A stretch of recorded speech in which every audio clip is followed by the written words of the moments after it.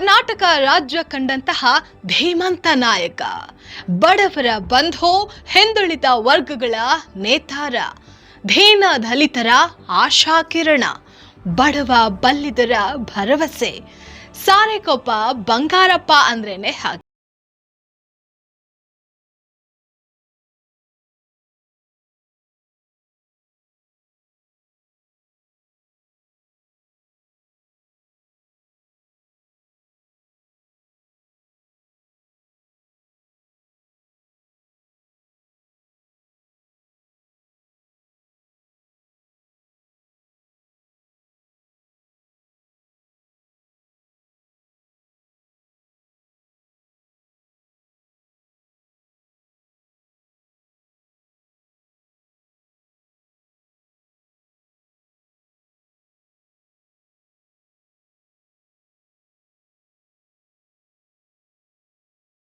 ರಾಜಕಾರಣದ ಜೊತೆಗೆ ಹಠಮಾರಿತನ, ಕೆಚ್ಚೆದೆಯ ಧೈರ್ಯ ಮತ್ತು ಕೆಲವು ಬಾರಿ ದರ್ಪಕ್ಕೂ ಕೂಡ ಎಸ್ ಬಂಗಾರಪ್ಪ ಸಾಕ್ಷಿಯಾಗಿದ್ರು.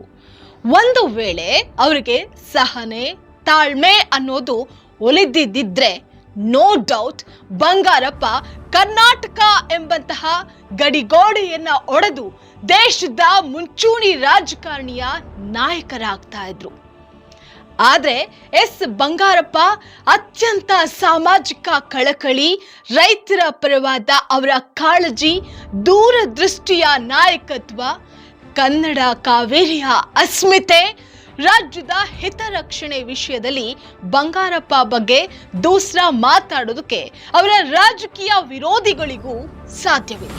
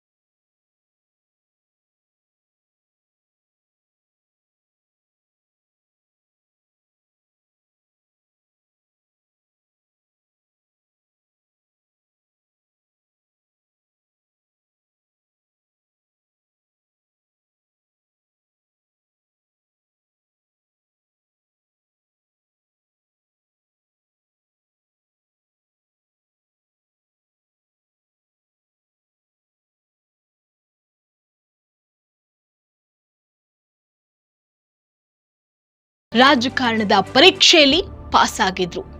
ಸೊರಬದಲ್ಲಿ ಗೆದ್ದು ವಿಧಾನಸೌಧ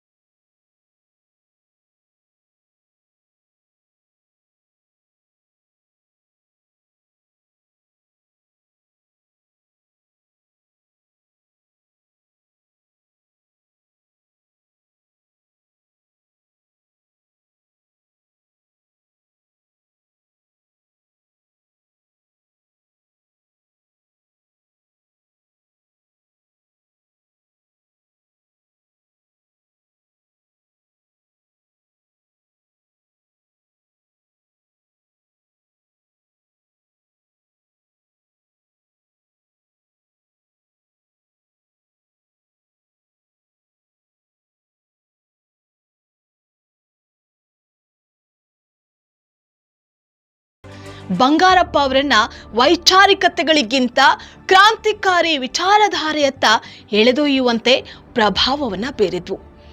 ತನ್ನೊಡಲ ತುಂಬ ಶೋಷಿತ ಸಮಾಜದ ಧ್ವನಿಯನ್ನ ತುಂಬಿಕೊಂಡ ಬಂಗಾರಪ್ಪ ರಾಜಕಾರಣದಲ್ಲಿ ಪ್ರಜ್ವಲಿಸುವ ಸೂರ್ಯನಂತೆ ಬೆಳಗಿ ಬಿಟ್ರು. ಯಾರೆಂದರೆ ಯಾರಿಗೂ ಕ್ಯಾರೆ ಎನ್ನದ ಮನಸ್ಥಿತಿಗೆ ಬಂಗಾರಪ್ಪ ಅನುಭವಿಸಿದಂತಹ ನೋವು, ಕಷ್ಟ, ಶೋಷಣೆ ನೀತಿಗಳೇ ಇದೆಲ್ಲದಕ್ಕೂ ಕಾರಣವಾಗಿದ್ವು. ರಾಜಕಾರಣ ಮಾತ್ರವಲ್ಲದೆ ಕಲೆ, ಸಾಹಿತ್ಯ, ಸಂಗೀತದಲ್ಲೂ ಬಂಗಾರಪ್ಪ ಆಸಕ್ತಿಯನ್ನ ಉಳ್ಳಂತಹವರಾಗಿದ್ರು.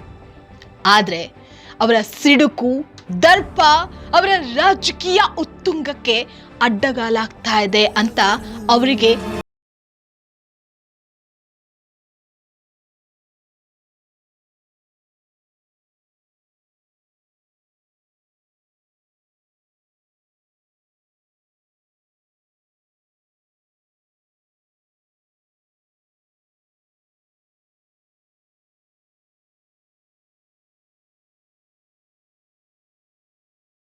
ರಾಜಕಾರಣದ ಮಜಲುಗಳನ್ನ ಬಂಗಾರಪ್ಪ ಬದಲಿಸಿದಷ್ಟು ಲೀಲಾಜಾಲವಾಗಿ ಬದಲಾಯಿಸೋದಕ್ಕೆ ಬೇರೆ ಯಾವುದೇ ಘಟಾನುಘಟಿ ನಾಯಕರಿಗೂ ಸಾಧ್ಯ ಆಗಲೇ ಇಲ್ಲ.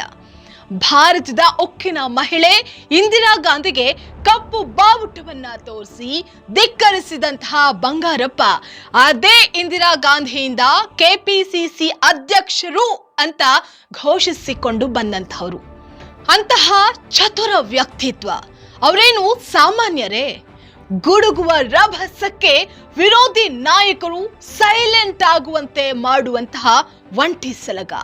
ಇಟ್ಟಂತಹ ಹೆಜ್ಜೆಗಳೆಲ್ಲ ಹೆಗ್ಗುರುತು. ಅಂತೂ ಕಾಂಗ್ರೆಸ್ನಿಂದಲೇ ಮುಖ್ಯಮಂತ್ರಿ ಆಗೇ ಬಿಟ್ರು. ಆಮೇಲಿನ ರಾಜಕೀಯ ಪರ್ವ ಅತ್ಯಂತ ಕುತೂಹಲಕಾರಿಯಾಗಿತ್ತು. ಆಶ್ರಯ, ಅಕ್ಷಯ, ಆರಾಧನಾ, ಶುಶ್ರೂಷ, ವಿಶ್ವ, ಕೃಪಾಂಕ, ಉಚಿತ ವಿದ್ಯುತ್, ಏಕಲವ್ಯ ಪ್ರಶಸ್ತಿ, ಕರ್ನಾಟಕ ರತ್ನ, ಕನ್ನಡ ಪ್ರಾಧಿಕಾರ ರಚನೆ, ಬ್ಯಾಡ್ಮಿಂಟನ್ ಅಸೋಸಿಯೇಷನ್, ಹೀಗೆ ನವಯುಗದ ಅಭಿವೃದ್ಧಿಯ ಹರಿಕಾರ ಇವರು.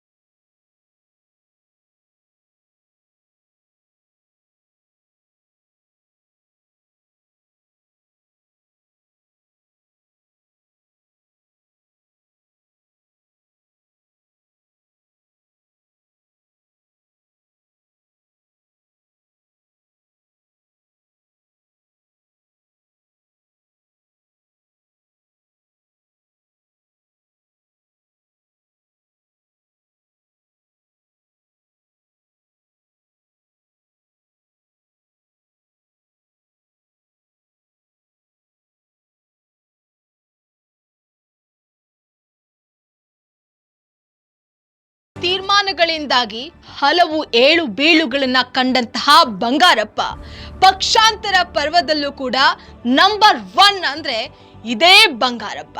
ಸತತ ಚುನಾವಣೆಗಳಲ್ಲಿ ನಿರಂತರವಾಗಿ ಬೇರೆ ಬೇರೆ ಪಕ್ಷಗಳಿಂದ, ಬೇರೆ ಬೇರೆ ಚಿಹ್ನೆಗಳಿಂದ ಸ್ಪರ್ಧೆ ಮಾಡಿ ಗೆಲ್ಲೋದು ಬಂಗಾರಪ್ಪ ಅವರಿಗೆ ಹವ್ಯಾಸದ ತರ ಆಗೋಗಿತ್ತು. MLAಗಳನ್ನ ಸೃಷ್ಟಿಸುವಂತಹ ಫ್ಯಾಕ್ಟರಿ ಆಗಿದ್ರು. ಬಂಗಾರಪ್ಪ ಅವರ ಕೃಪೆ ಇದ್ರೆ ಸಾಕಾಗಿತ್ತು ಅಂದು ಶಾಸಕರಾಗ್ತಾ ಇದ್ರು. ಜನತೆಗೆ ಬಂಗಾರಪ್ಪ ಬಗ್ಗೆ ವ್ಯಾಪಕ ಪ್ರೀತಿ, ಅಭಿಮಾನ, ಆಶೀರ್ವಾದ. ಧರ್ಮಪತ್ನಿ ಶಕುಂತಲಾ, ಮಧು, ಕುಮಾರ್ ಎಂಬಂತಹ 2 ಗಂಡು ಮಕ್ಕಳು, ಗೀತಾ, ಅನಿತಾ ಎಂಬಂತಹ 2 ಹೆಣ್ಣು ಮಕ್ಕಳು. ನಟ ಶಿವರಾಜ್ ಕುಮಾರ್ ಬಂಗಾರಪ್ಪ ಅವರ ಅಳಿಯ. ಆದ್ರೆ ಅವರ ಕುಟುಂಬದ ಕೆಲವರ ವಿರೋಧಾಭಾಸದ ನಡೆಯಿಂದ ಬಂಗಾರಪ್ಪ ಕೊನೆಯ ದಿನಗಳಲ್ಲಿ ಅಕ್ಷರಶಃ ನಲುಗಿ ಹೋದರು. ಅದೇ ನೋವಿನಲ್ಲಿ ಜೀವನ ಯಾತ್ರೆಯನ್ನ ಮುಗಿಸಿಬಿಟ್ರು.